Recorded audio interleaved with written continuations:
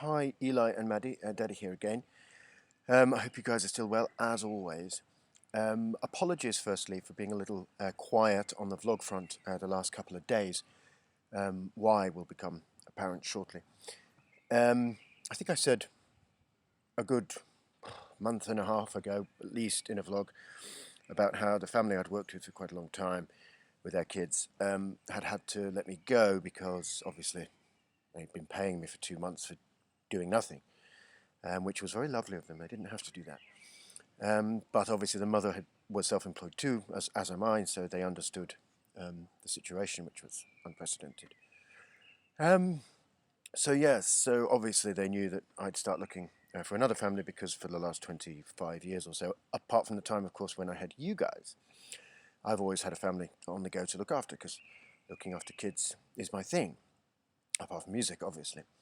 So tomorrow morning I start with my new family.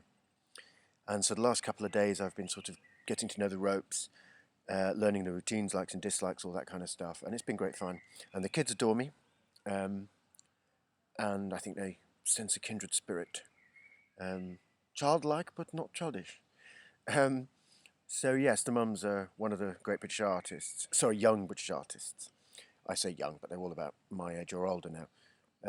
She's been nominated for the Turner Prize and stuff. She writes books and makes movies, so, obviously we're a perfect fit.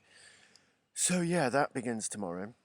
I always think how bonkers it is that hard to find a job. I mean, I've been lucky in some ways, but lots of people find it very hard to find a job um, in the normal world.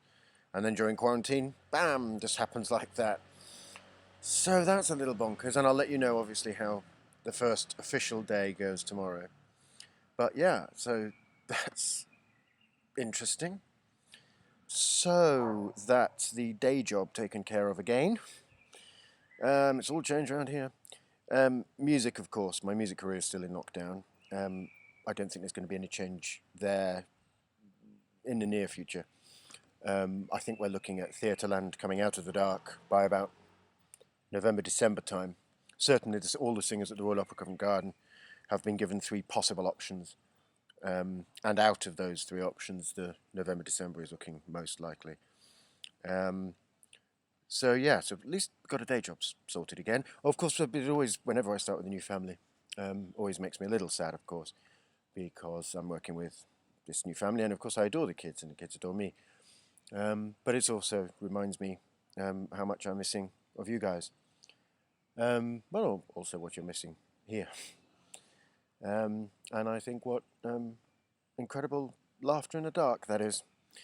But then some things, as you know from a father's experience, the vlog, some things you can't find. So yes, Italy. To get back to the music coming back into the mainstream, Italy has proposed tentative ideas for the beginning of reintroducing opera because opera is such a massive cultural phenomenon to them. I mean, in Italy, your average shopkeeper has a better singing voice than I do. I mean, they're steeped in it. It's extraordinarily part of their identity. It's more than just culture. Yeah. I mean, it's hard to explain to a British person. But it doesn't. What they've proposed doesn't sound a great deal of fun. The singers can't be less than a metre apart, which will make singing love duets very interesting. I think no, they can't have more than 200 in the audience, which is going to be like one person, then 10 seats separating them from the next person. Of course, the problem with that is it's healthier, but then how dispiriting is it going to be for the performers looking out and just seeing 200 people in an opera house designed for 3,000? And how will that impact on the performance? Nobody knows any of these things at the moment. We just have to wait and see how music will re-enter. But obviously, we all miss being on stage terribly, because that's part of our identity as performers. And when we're not, we feel like frauds a little bit, or at least dispossessed, I think. Which is partly why I hit upon the idea of doing this vlog for you. Of course, obviously, I talk to you every day anyway. But in a sense, it's keeping out there.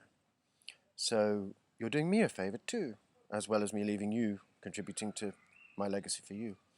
So I should go because it's getting dark and I start my job tomorrow morning bright and early.